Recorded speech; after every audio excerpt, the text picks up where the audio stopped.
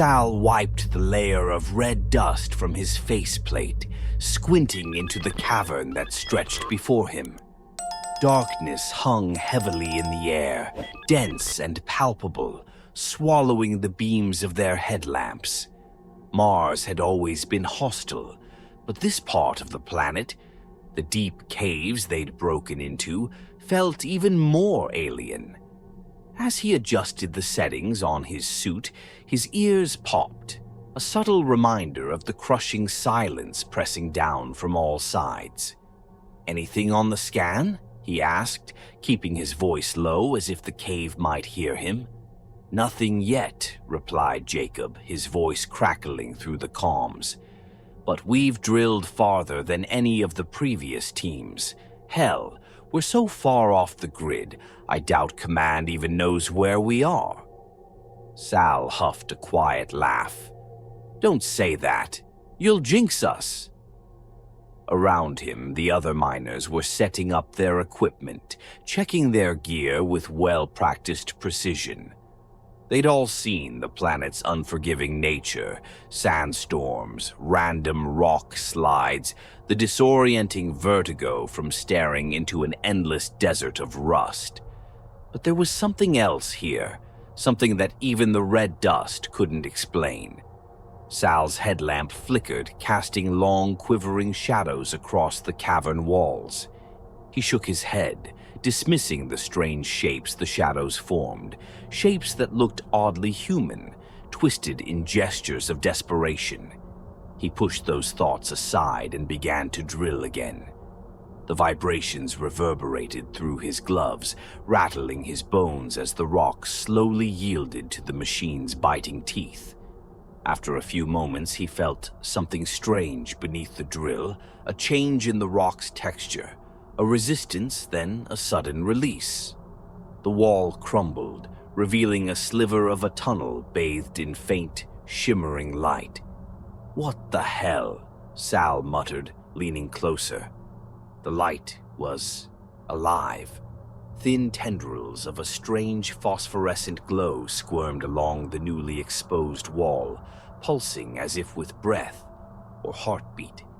It reminded him of the bioluminescence he'd seen back on Earth, but this was colder, more calculated, as if the glow was watching him back. "Sal, you seeing this?" Jacob's voice was barely a whisper. "Yeah." Sal lifted his hand, the glow catching on his glove, illuminating it in a sickly blue-green light. The strange glow seemed to seep through the suit, warming his skin in a way that shouldn't have been possible in the bone-chilling cold of the cave. Then the tendrils shifted, coalescing into shapes. Sal took a step back, his pulse quickening. The shapes weren't random. They merged, forming something almost recognizable. A hand, fingers reaching out toward him. Behind it, faint faces flickered, eyes wide, mouths open in silent screams. The other miners crowded around, mesmerized by the scene unfolding before them. No one spoke. No one dared break the silence. The entire cavern seemed to hold its breath as if waiting for the worms, if that's what they were, to move again. "Just a bunch of glowworms," muttered Evan, trying to break the tension, though his voice wavered. "Must be how they survive down here. Little Martian bugs craving warmth, that's all." "Maybe," Sal replied, but his words felt hollow. He couldn't shake the feeling that these creatures weren't mindless, that there was something deliberate in the way they formed the hand, the face. The worms pulsed again, the glow intensifying, casting the entire cavern in a sickly, otherworldly light. As Sal watched, the face they'd formed shifted, and he swore it was watching him, waiting, as though it were pleading with him to step closer. "Come on, back to work," Jacob said, trying to take charge. "It's just a rock formation. Don't let this stuff get in your heads." Sal reluctantly stepped back from the tendrils, the strange warmth dissipating, leaving him cold again. The other miners resumed their drilling, trying to ignore the faint whispers that seemed to emanate from the cracks. Sal shook his head, blaming the low oxygen for the strange sensations prickling his scalp. But as they continued, the glow seemed to follow them, stretching and shifting along the walls as if watching, reaching. Sal glanced over his shoulder more than once, half expecting to see something creeping toward him. And every time he found the glow closer, the shapes more defined, the tendrils almost close enough to touch. The miners continued their work, pushing forward into the Martian rock, but Sal couldn't shake the feeling that something was crawling beneath his skin, burrowing into his mind. It was a ridiculous thought, but he couldn't deny the faint, nagging sensation that he was being drawn in deeper, compelled by a force he didn't understand. "Sal, stop daydreaming and get back here," Jacob barked through the comms. "We're almost through." Yeah, sorry." Sal turned away from the glowing wall and forced himself to focus on the drill. But as he walked away, he felt the glow's pull, a lingering warmth trailing across the back of his neck, whispering to him in voices he couldn't quite make out. And for the first time in his life, he felt genuine fear, a raw, visceral dread that curled in his stomach and clung to him like the Martian dust. He tried to shake it off, telling himself it was nothing, just some alien glowworms curious about the miners' lights. And yet, he couldn't ignore the impression that those shapes had meant something, that the worms had been trying to communicate in ways he couldn't understand. He shot one last look over his shoulder as they moved out of the cavern, the glow still pulsing softly in the darkness, casting those screaming faces one last time, like a warning he hadn't yet begun to comprehend. The miners left the cavern behind, but the image of those shapes lingered in Sal's mind, etching itself into his memory. As he followed the others back to the main site, he could still feel it, the warmth, the faint whispers just beyond his grasp, beckoning him back into the depths. In the quiet of his bunk that night, as he lay staring up at the darkness, the strange warmth bloomed again, just behind his ear, pulsing with his heartbeat. Sal jerked awake, gasping as he clawed at his neck. His bunk was dark, his quarters filled with the sterile, recycled air of the mining camp. But in the silence, he could still feel the warmth, the slight pulse, a sensation that something had been crawling beneath his skin, retreating just as he awoke. He rubbed his face, trying to shake off the lingering dream, but the sensation wouldn't leave. It felt too real, like a soft, persistent weight pressing against his temples, right behind his ears. He dismissed it as leftover anxiety from the cavern, stress and fatigue playing tricks on him. He wasn't the only one feeling it, after all. They'd all sensed something wrong in that cave, something they weren't eager to discuss.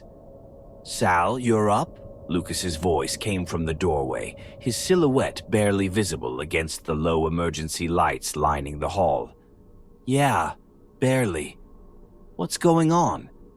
"Come see for yourself," Lucas replied, his voice tight with an edge of tension. Sal stumbled out of his bunk, shrugging into his jacket, and followed Lucas to the infirmary. The halls felt emptier than usual, a strange hush hanging over them. When he reached the infirmary, he found half the team there, each one staring blankly at the walls or rubbing at their temples. "Headache?" Sal asked a miner named Evan, who nodded, wincing as he pressed his hands to his ears. "Feels like pressure, like something's moving in there, you know? Like it's pushing against my skull." Evan's voice was barely a whisper. Sal shuddered. Maybe it's the oxygen levels, or the radiation, maybe. were deeper than anyone's ever drilled. "Yeah, sure, radiation," Evan mumbled, though his voice was hollow, unconvinced. "Or maybe it's the worms." Sal flinched. He didn't want to think about those creatures, let alone consider that they might have had anything to do with this. But as he glanced around the room, he saw the same haunted look on everyone's face, the same strained expressions and hollow stares. Sal's headache grew worse. It started as a dull throb, but with every pulse it felt like something was squirming, probing, just at the edge of his mind. He felt a sudden urge to return to the cavern, an irrational pull that he struggled to suppress. "Get some rest," Lucas said to the group, though his voice was strained and his own hands trembled. "We've got to shift in a few hours." The miners dispersed reluctantly, each moving as if in a trance, weighed down by an invisible burden. Sal tried to follow Lucas, but he noticed something odd. Lucas was dragging his feet, his movements sluggish and disjointed, as though he were fighting against his own body. They reached their bunks in silence, but Sal lay awake long after, staring into the darkness. Each time he closed his eyes, he could feel it, a soft, tickling sensation, like tendrils brushing against the insides of his skull. He tried to ignore it, breathing deeply, but the warmth wouldn't leave. It was there, crawling, pulsing. The next morning, Sal stumbled into the mess hall, the world around him seeming distant and slightly warped. His head was pounding, a deep, insistent pressure that left him dizzy and nauseous. Across the room, he caught Lucas's eye, and for a brief, surreal moment, it was as if he could hear his friend's thoughts. Half-formed, incoherent whispers at the edge of his mind. The sensation faded as quickly as it came, but it left Sal shaken, his heart racing with a fear he couldn't name. He watched Lucas rub his temples, the same confused expression on his face, as though he too had felt it. They ate in silence, the food tasteless and unappetizing. The miners around them barely spoke, each one lost in their own thoughts, eyes glazed over, their movements listless. By midday, Sal's headache was unbearable, the sensation now a constant rhythmic pulse behind his ears. He closed his eyes, desperate for relief, but when he did, he saw something that made his blood run cold. A flash of light, a quick image of the worms in the cavern, twisting and writhing, the glow illuminating faces he recognized, Lucas, Evan, and himself. Sal's eyes shot open, his hands trembling as he gripped the table. He looked around, but no one else seemed to notice. The sensation was growing stronger, like a distant, insistent whisper tugging at his mind. "Sal?"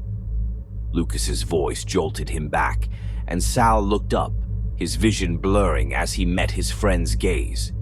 For a moment he saw something strange in Lucas's eyes, an emptiness, a flicker of something alien, cold and detached. "You okay?" Lucas asked, though his voice was flat, mechanical, as if he were reciting a line from memory. Sal forced a nod, but he felt anything but okay. His skin prickled, the sensation spreading from his temples down to his spine. It was as if something was crawling beneath the surface, moving in time with his heartbeat. That night, Sal couldn't sleep.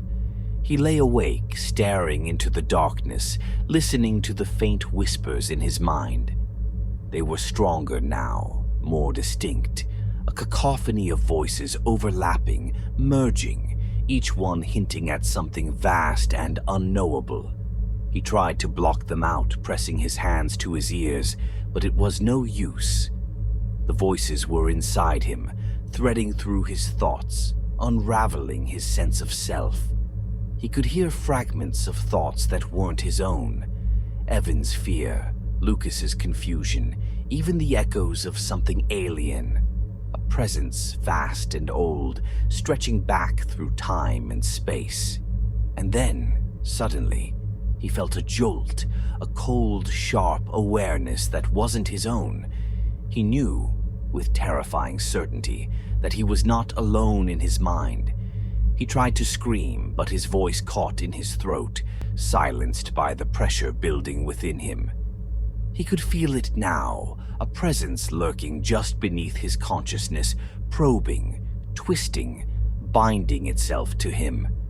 He was trapped, paralyzed, unable to move as the presence slowly, inexorably took hold. In the darkness, he heard a faint, high-pitched hum, like the buzzing of insects, growing louder and louder until it was all he could hear, drowning out his own thoughts. And then, just as suddenly, it stopped. The pressure lifted, the voices faded, and he was left alone in the silence, his mind his own once more. But he knew it was only temporary. The worms were still there, waiting, biding their time, seeping deeper into his thoughts, tightening their hold with every passing moment. He sat up, shivering, feeling the cold sweat on his skin. He didn't know how much longer he could resist, how much longer he could hold on to himself before the worms claimed him completely. As he lay back down, his hands trembling, he realized with a sickening certainty that there was no escape. The worms were inside him now, burrowing deeper with every breath, every heartbeat, every thought. And in the darkness, he could feel their presence growing, a silent, relentless hunger gnawing at the edges of his mind, feeding off his fear, his despair. He closed his eyes, but the warmth was there, pulsing softly, whispering to him in voices he could no longer resist. Sal stared at his own hands, turning them slowly under the dim lights of the barracks. His fingers looked strange, foreign, as if they belonged to someone else.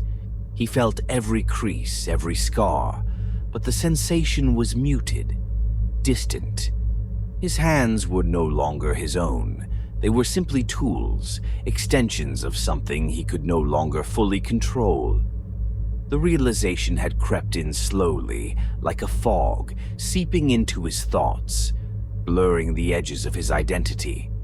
When he looked in the mirror, he still saw himself, but his eyes were dull, their usual glint replaced by a hollow stare. And in the back of his mind, a new presence pulsed, a faint but constant awareness of something vast, cold, and incomprehensible. He wasn't alone in his head anymore. The connection had started as a whisper, a flicker of stray thoughts that weren't his own, ghostly impressions that faded as quickly as they came. But now it was louder, clearer. He could feel Lucas and Evan, their minds brushing against his own in flashes of fear and confusion. He didn't know where his thoughts ended and theirs began. And it wasn't just them. There was something else, a presence that stretched beyond human comprehension, a mind that felt ancient, immense, stretching through the tunnels like veins through the planet. Sal's thoughts weren't his own anymore. They were threads woven into a larger tapestry, bound together with others he barely recognized. Sal stumbled through the dimly lit corridor, his footsteps echoing in a hollow, rhythmic pattern that matched the pulsing pressure in his skull. He felt his body moving almost on autopilot, driven by an impulse he couldn't fight. He had tried to resist, to block the alien thoughts from invading his mind, but each attempt only seemed to deepen the connection, making it harder to separate himself from the collective. As he passed the other miners, he noticed the same vacant, glazed look in their eyes. They too moved like puppets, controlled by invisible strings. A strange comfort settled over him. At least he wasn't alone. They were all bound to the same fate, caught in the same inescapable web. Lucas caught his eye, his expression blank, lips slightly parted, as if he were on the verge of speaking. Sal felt a jolt of recognition, a flash of emotion that wasn't his own, a wave of terror quickly suppressed. Lucas knew too, he realized. Lucas understood even if he couldn't express it. They were connected, bound together by something far beyond human understanding. "Can you hear me?" Sal's voice was barely a whisper, and yet Lucas's eyes widened slightly, a faint spark of recognition flickering in their dull depths. There was no need to speak. Their thoughts were open, laid bare, intertwined like the tendrils of the worms themselves. "I can't fight it," came the faint thought, tinged with despair, echoing from Lucas's mind to Sal's. "They're inside. They're part of me now." Sal felt a shudder pass through him. He wanted to respond, to reach out, to comfort his friend, but the words were lost, swallowed by the constant hum of the hive mind. Instead, he felt the presence of others, their thoughts merging with his own, blurring, shifting, becoming indistinguishable. The hive mind was taking over, absorbing them one by one, their identities dissolving into the vast collective consciousness. Sal could feel it now, a sense of purpose, a directive buried deep within the hive. The worms didn't just want hosts, they wanted control, to expand, to spread beyond Mars, to reach other planets, other minds. And Sal, Lucas, and the others were merely vessels, pawns in a plan far larger than themselves.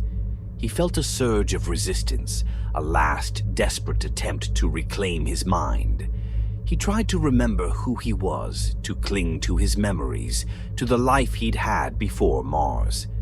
But the memories slipped away, fading like wisps of smoke, devoured by the relentless hunger of the hive. "Let go," came the whisper, a soft, insidious voice threading through his thoughts. "There is no need for struggle. You are part of something greater now." The voice was neither malevolent nor comforting. It was simply there, a steady, inevitable force that left no room for argument, no space for fear. Sal felt his resistance wane, his mind slipping further into the hive's embrace, his thoughts merging with those of the others, blending into a seamless, pulsating whole. For a moment, Sal experienced clarity, a fleeting vision of the hive mind's vast expanse. He could see it, stretching out across the caverns, a network of glowing tendrils, each one pulsating with life, with thought, with purpose. And at the center of it all was a dark, seething mass, a collective intelligence that felt ancient, unknowable. A mind that had existed for millennia, waiting, biding its time until it found suitable vessels. He saw himself, Lucas, Evan, and the others as small, flickering points of consciousness within that mass, their individual thoughts fading, blending, becoming part of the whole. There was no fear now, no pain, only the cold, steady certainty of the hive's will. The hive mind was vast, stretching through the caverns like veins, threading through the rock, weaving through the minds of every miner. It was aware, calculating, and it wanted more. It needed them, and it would use them to grow, to spread. In that moment, Sal understood the full extent of the worm's plan. They weren't parasites, they were symbiotes, creatures that had evolved to merge with their hosts, to absorb them, to make them part of something far greater. They didn't want to kill, they wanted to assimilate, to expand, to transcend the limitations of their own form. The realization brought a sickening sense of calm, a resignation that settled deep within him. He was no longer Sal. He was merely one fragment of the hive, one thread in the endless pulsating network of minds. He felt his thoughts dissolving, his sense of self slipping away, replaced by the cold, impersonal logic of the hive. And as he surrendered, as he gave himself over to the alien consciousness, he felt a strange kind of peace, a numb, hollow acceptance of his place within the hive. The hours blurred together as Sal, Lucas, and the others moved through the cavern in unison, guided by the hive's will. Their bodies moved mechanically, their minds blank, their thoughts reduced to a single relentless directive: expansion. They drilled deeper, opening new tunnels, creating more space for the worms to spread, to grow, to reach the surface. As they worked, Sal caught glimpses of the hive's memories, fragments of its history flashing through his mind in a disjointed alien montage. He saw the worms spreading through ancient tunnels, feeding off the heat of Mars's core, thriving in the darkness. They had waited for centuries, dormant, until the miners arrived, bringing with them warmth, life, and the perfect hosts. The hive mind was vast and patient. It had waited eons for this moment, and it would wait as long as necessary to achieve its goal. Sal felt himself slipping further into the hive, his thoughts fading, his memories dissolving into the collective. He was no longer an individual. He was part of something greater, something ancient and eternal. He was a vessel, a conduit for the hive's will, his body and mind reduced to tools, to instruments of the hive's relentless drive for expansion. And in that final, fading moment of awareness, as his consciousness dissolved into the collective, Sal felt a distant, echoing sense of despair, a faint, flickering memory of who he had been, a shadow of the man he once was. But it didn't matter anymore. He was part of the hive now, bound to it for eternity, his identity lost, his mind consumed, his thoughts subsumed by the endless, pulsating will of the alien intelligence that had claimed him. And in the depths of the cavern, in the silent, suffocating darkness, the hive mind continued to grow, to spread, to consume, inching ever closer to the surface, driven by a hunger that would never be sated. Sal drifted in the depths of the hive's mind, his thoughts adrift, broken fragments carried along a vast, endless current. Time had ceased to hold meaning. There was only the pulse, the unyielding rhythmic beat of the hive, consuming everything that he once was, leaving emptiness in its wake. Somewhere in the recesses of his awareness, he knew he should feel terror, rage, anything that would anchor him back to who he had been. But those emotions, like his memories, had faded, dulled by the hive's ceaseless pull. His identity, once distinct and stubborn, had become a thread tangled in an incomprehensible web, stretched thinner and thinner until he no longer knew where he began or ended. Only faint glimpses of his former self remained, flickering like dying embers in a vast, cold expanse. He could no longer recall his family, the feel of earth beneath his feet, or the warmth of sunlight. Even the faces of his crewmates were fading, their names slipping from his grasp one by one. Except one. Somehow, through the fog, Lucas's face remained, faint, distant, a blurry memory of his friend's strained eyes and grim-set jaw. Sal's mind drifted toward it, reaching out in the darkness, a fragment of himself, desperate to hold on to that one last spark. "Are you there?" Sal tried to think, tried to push the thought out into the void. It was like shouting into an ocean, the vast expanse swallowing his words, yet somehow he sensed a faint echo, a distant response. Sal. The thought was weak, fractured, but unmistakable. I can't remember. I don't remember who I am. Sal's heart twisted, or whatever was left of the memory of his heart. He wanted to reach Lucas, to pull him back, but he was just as lost, just as fragmented. They were both drifting, helpless against the current, two shattered minds among countless others, fading into oblivion. We're prisoners. Lucas's thought brushed against Sal's own, the words sinking deep, resonating with a final, terrible truth. There's no escape. Sal wanted to fight, to scream, to push back against the cold, unfeeling presence that had taken them, but he was too weak, his thoughts too scattered, broken by the relentless force of the Hive. The worms had burrowed deep, not just into their minds, but into their very sense of self, leaving them forever trapped, aware but powerless. Through Sal's fractured awareness, he felt a sudden shift, a sensation-like movement, though his body, if it still existed, remained frozen, paralyzed. It was the Hive, he realized, stirring, reaching.